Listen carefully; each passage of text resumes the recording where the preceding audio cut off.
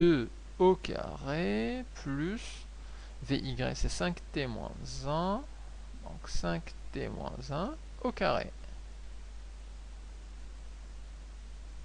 Et je peux développer en dessous de la racine et avoir le V de t qui, cette vitesse-là, maintenant sera fonction du temps. Donc là, c'est la valeur de la vitesse.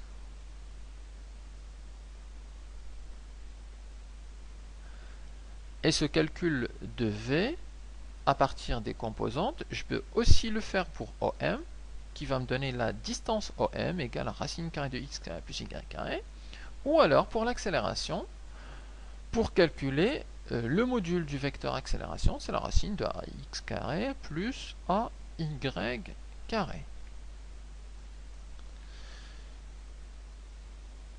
Alors, avant de parler de la définition des vitesses, du vecteur vitesse et du vecteur accélération, je voudrais faire un petit rappel ici sur les primitives.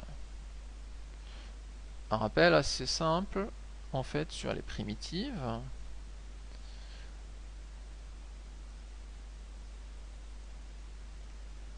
Puisque on va utiliser en fait une partie seulement du tableau des primitives et une partie assez simple.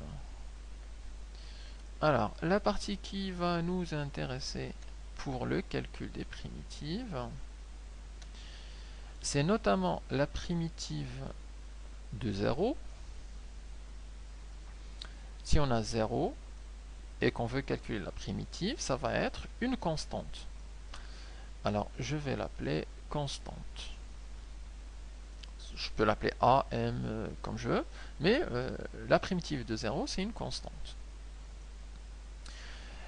Si on a la primitive maintenant d'une constante, c'est-à-dire, alors là, je vais appeler la constante M. La primitive de la constante M, ça va nous donner cette constante, c'est-à-dire M, multipliée par la variable. Alors, la variable, en général, en mécanique, c'est le temps. Donc, c'est M fois T plus une constante, la constante de la primitive. Autre chose, la primitive de M fois T. Et là, c'est le plus compliqué qu'on verra en primitive. M fois T, le T étant la variable. Alors la primitive de M fois T, c'est simplement 1/2 de M fois T au carré plus une constante. Puisque le M est une constante, donc elle reste dans la primitive. Maintenant, la primitive de T, c'est simplement T carré sur 2. Puisque si je prends le T carré sur 2 et que je le dérive, j'aurai le 1/2 multiplié par la dérivée de T au carré, c'est 2T. Les deux simplifient, on a simplement T.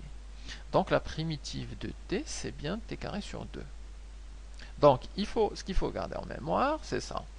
La primitive de 0, c'est une constante. La primitive d'une constante, c'est cette constante-là fois le temps plus une deuxième constante. Et la primitive de m fois t, c'est égal à 1/2 de m fois t au carré plus une constante.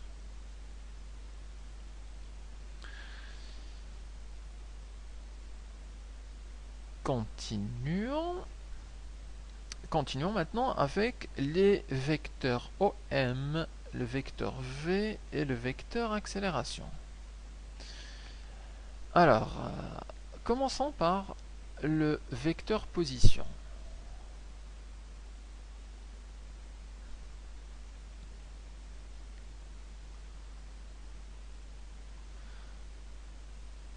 OM, vous le retrouverez dans d'autres ouvrages en OG, c'est la même chose. Alors c'est quoi le vecteur OM? En fait, pour étudier le mouvement,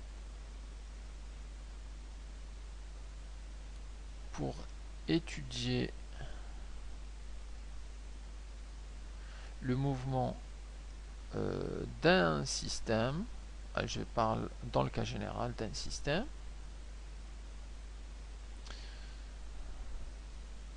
alors on le repère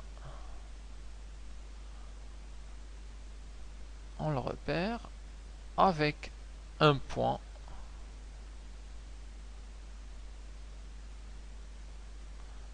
M qu'on prend en général au centre d'inertie. C'est son centre d'inertie.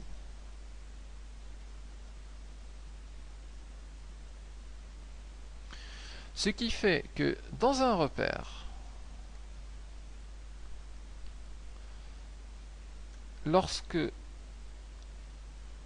le système bouge, alors OX, OY, bien évidemment les vecteurs I et J. Donc lorsque le système bouge, en fait, il est repéré avec un point M. Donc le point M, au départ, il est là. Le système se met en mouvement, il va se mettre là. Alors, pour le premier, on peut tracer le vecteur OM. C'est celui-là. Par contre, ce vecteur-là, c'est à l'instant t égale 0.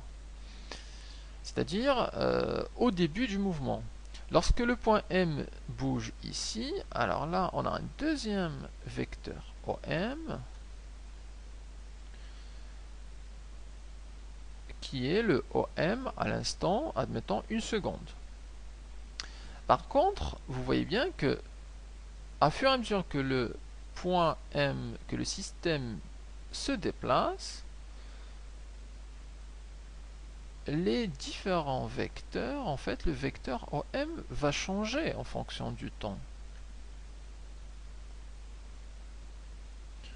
Et là, ce serait exactement OM 1 seconde, 2 secondes, 3 secondes, 4 secondes. Donc le vecteur OM change. C'est ce qui explique le fait que OM, en général, il va être fonction du temps. Alors, on va dire que le vecteur OM suit le mouvement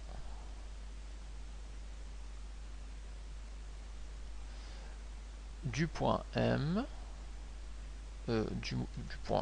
c'est-à-dire le mouvement du système physique,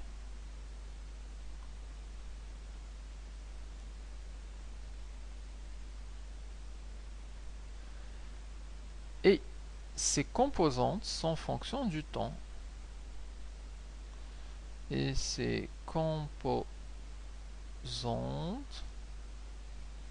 varient dans le temps.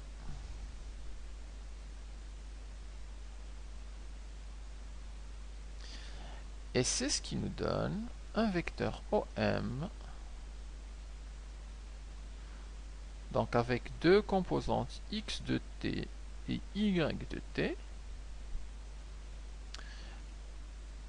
et qu'on écrit justement OM. On explicite ce que c'est que la fonction x de t et la fonction y de t. Et ces deux équations, c'est ce qu'on appelle les équations horaires du mouvement. Équation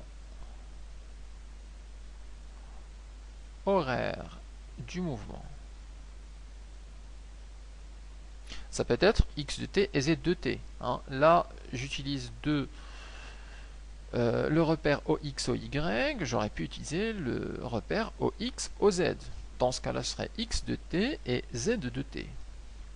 Donc, durant tout ce cours, j'utiliserai OX et OY, donc x de t et y de t. Mais rien n'empêche d'utiliser OX et OZ.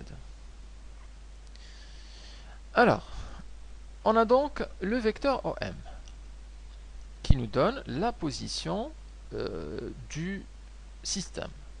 Par contre, il n'est pas suffisant, puisque lui, il va nous donner simplement les points par où passe le système. Donc, les différents points par lesquels passe le système. Et donc, on a trouvé une autre valeur pour étudier ce mouvement, et c'est justement en utilisant un autre vecteur qui est le vecteur vitesse.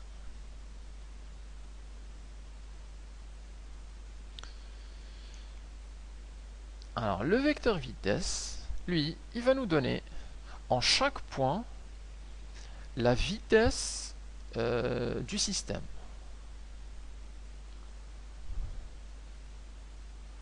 Alors ce vecteur nous donne à chaque instant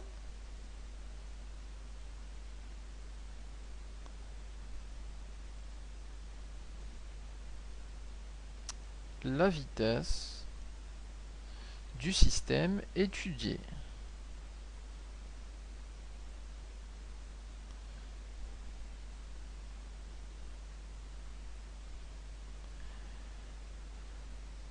Et on a une relation entre le vecteur vitesse et le vecteur position,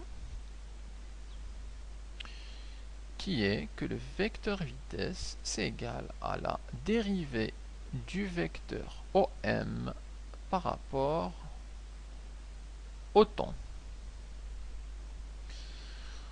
Alors, qu'est-ce que ça veut dire que V c'est égal à la dérivée de OM sur dt? Alors, on peut faire une approximation lorsqu'on a un relevé de points de l'objet ou du système et dire que le vecteur V c'est à peu près égal à la différence des vecteurs OM sur le delta t.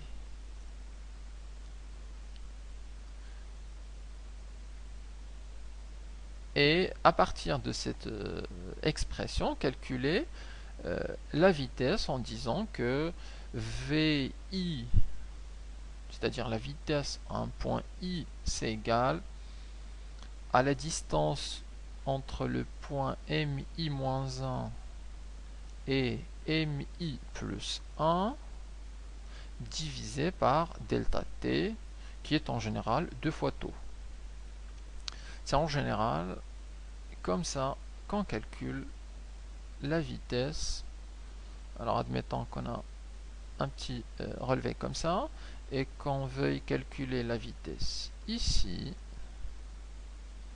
c'est-à-dire en M3. Alors pour ça on peut appliquer la formule et ça devient V3 c'est égal à M I-1 c'est-à-dire M2 M4 divisé par delta t. Ce relevé là en général on nous dit que entre deux points successifs il s'est passé admettons 0,20 secondes.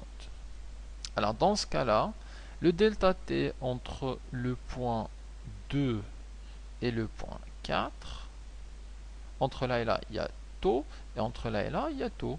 Donc le delta t total c'est 2 tau. Et comme ça on peut calculer la vitesse en un point. Donc ça c'est une approximation utile pour le calcul à partir d'un relevé. Par contre, pour le calculer rigoureusement, il y a une relation entre les composantes de la vitesse et les composantes du vecteur OM. Et cette relation, c'est simplement que les composantes Vx de t qui est la composante selon x de la vitesse, c'est égal à la dérivée de la composante x de t par rapport au temps, la composante de OM. De même, la composante Vy de t, c'est simplement la dérivée de la composante y de t par rapport au temps. Et donc, à partir de ces deux relations, si on connaît le x de t et le y de t, les composantes du vecteur position OM, on peut, en les dérivant, retrouver les composantes Vx et Vy.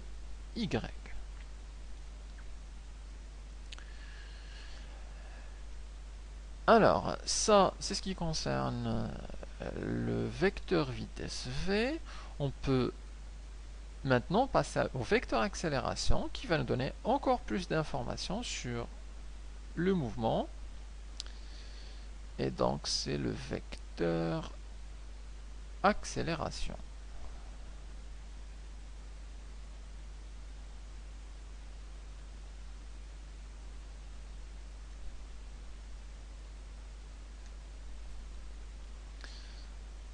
Alors, que nous donne ce vecteur accélération? En fait, il va nous donner ce vecteur. Nous donne l'accélération. Alors, c'est quoi l'accélération? L'accélération, c'est simplement en fait une idée de l'évolution de la vitesse. En gros, l'accélération, c'est la variation de la vitesse. Donc, on nous donne l'accélération, c'est-à-dire la variation de la vitesse. Exemple, si la vitesse augmente, on trouvera une accélération positive. Si la vitesse diminue, on trouvera une accélération négative. Si la vitesse augmente de façon très rapide, l'accélération sera très grande. Si la vitesse diminue de façon très lente, alors l'accélération correspondante sera petite, mais négative. Alors ce vecteur nous donne l'accélération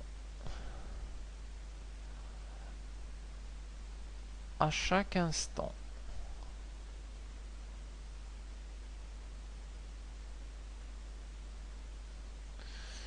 Et on a une relation donc entre l'accélération et la vitesse qui est que le vecteur accélération c'est égal à la dérivée du vecteur vitesse. Alors je ne mets pas v de t ici et a de t là pour signifier que c'est en fonction du temps, pour ne pas alourdir, mais il faut le comprendre comme ça. Ces différents vecteurs, le a, le v et le om, sont tous des fonctions du temps. Alors,